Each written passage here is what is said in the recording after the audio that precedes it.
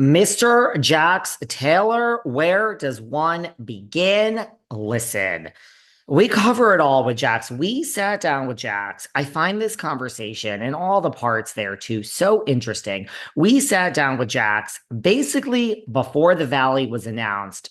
He was talking about a show he was pitching. I was like, yeah, right, Jax. We all pitch a show, right?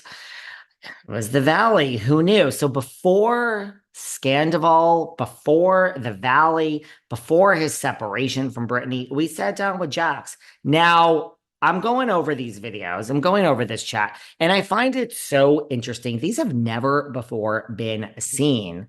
Well, we're going to share these with you. I find it so interesting looking back because I also don't think the Valley, no shade, would have been greenlit if it wasn't for Scandival. I've said that before. So this was before all of that. So when Jax was talking about the show he was pitching, I was like, yeah, right.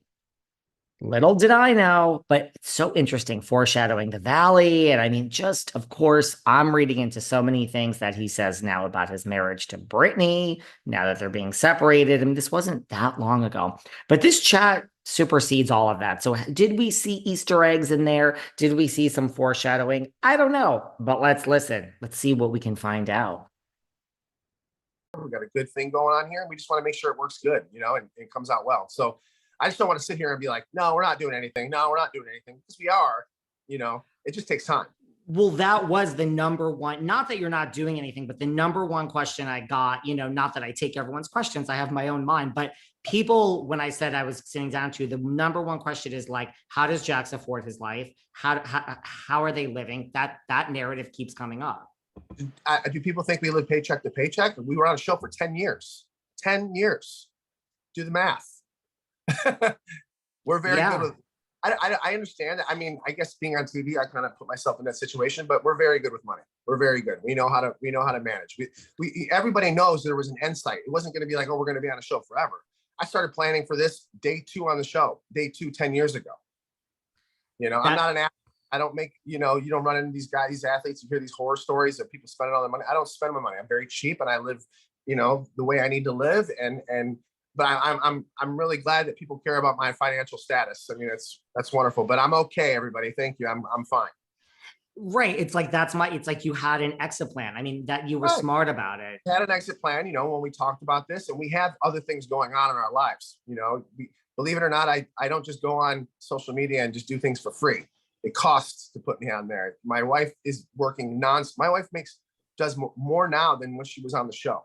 So she's doing very well. We're both doing very well. I appreciate everybody's concern about our finances, but we are fine. We are happy. Trust me, if I wanted to be out of here, I would have been out of here a lot sooner.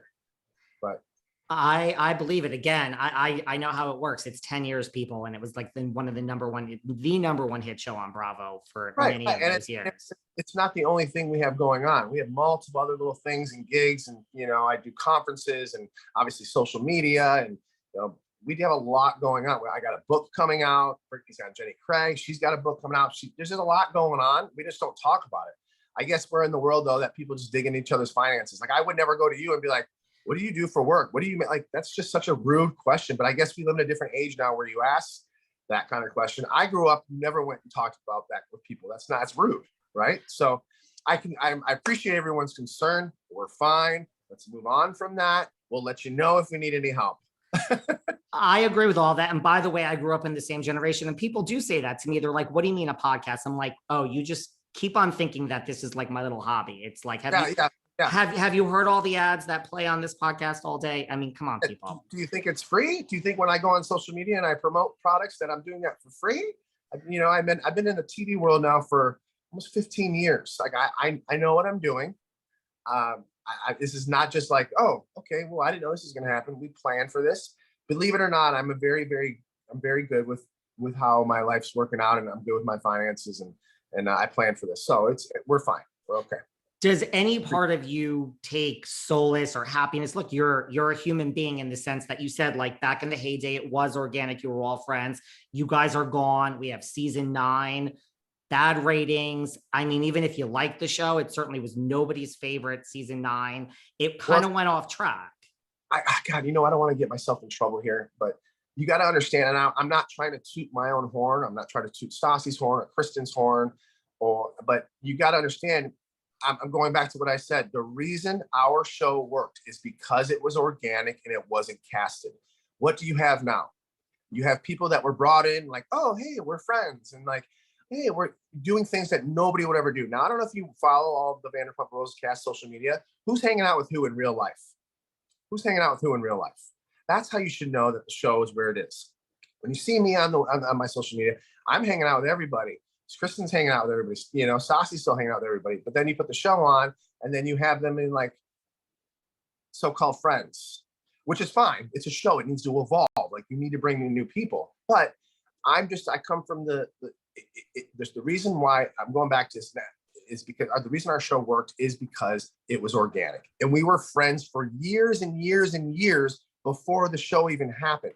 I mean, they would bring me into when I was going to Bravo, they'd be like, you know, that was the number one question. Why is your show successful? Because no show gets 20 episodes for that many. Now they get 8 or 9. That's a good season. But 20 episodes, that's a lot. And a reason like we had so much to give everyone because there was so much there. And the show was always petrified of us hanging out with each other when we weren't filming. They would get really mad and be like, but we're not going to stop hanging out. Like, this is who we are. If you guys want to catch it, great. We'll be there. Bring the cameras. But I feel like then if you stop hanging out, then it goes back into the non-organic world. It becomes fake. So this is what we're doing. If you want to be part of it, great. This is here we are, but we're going to do this regardless. So I think that's why it worked. And I think they were really happy with the product at that time. Now, I don't follow anything anymore. So I don't know what the product is now or how they're doing now. I try to stay out of that and focus on my wife, my kid, and our future projects. I don't really dwell back on that. I think about it when I'm on podcasts like that for a minute, but you know, that time has changed. I'm no longer part of that. So now I need to think for myself and my family. When you say like they're not really friends now and it's all forced, are you referring to like Lala and James? I don't want to say that. I just, from what I see, from what I tap into on the show, you know, I've been around, I've been here for 20 years and there's a lot of people on there I've never seen before that are so-called friends now. So I'll leave it at that. We can leave it at that. Do you think, because like, look, I mean, we were in a different time in the world at that time, you know, like, you know, Stassi and Kristen, you know, it's clear they were fired. I mean, that's a known fact. Do you think Bravo regrets their decision? Because now we had season 9, that was a mess. It is a bit of a different world now. Like, do you think Bravo regrets their decision? No, they're very smart over there. They're good people. You know, they have a mission, they have a mindset.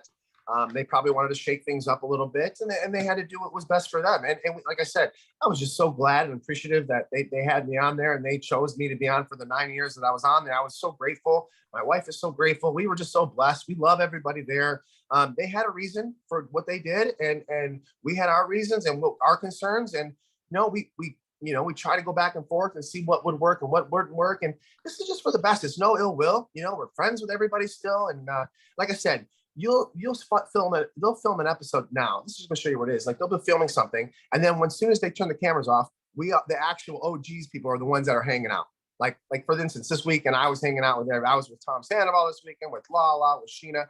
That's the real, in my eyes, that's the real version, is when they shut it off now, because then we all go to hang out with who we want to hang out with. Was that awkward at Sheena's wedding? Right, because there was like I know you were there, and Brittany and Kristen, like the fact that you guys were there and they were filming, like, was it like, did you know it was being filmed? Was that awkward? Oh yeah, we knew ahead of time it was being filmed. We stayed at a hotel next door. We didn't want to make it awkward for anybody. We didn't want to make anybody to feel like they had to walk on eggshells. So Brittany and I decided to stay at a hotel next door, and we said, hey, well, we'd love to be part of the wedding. We do not want to film. They asked us to film.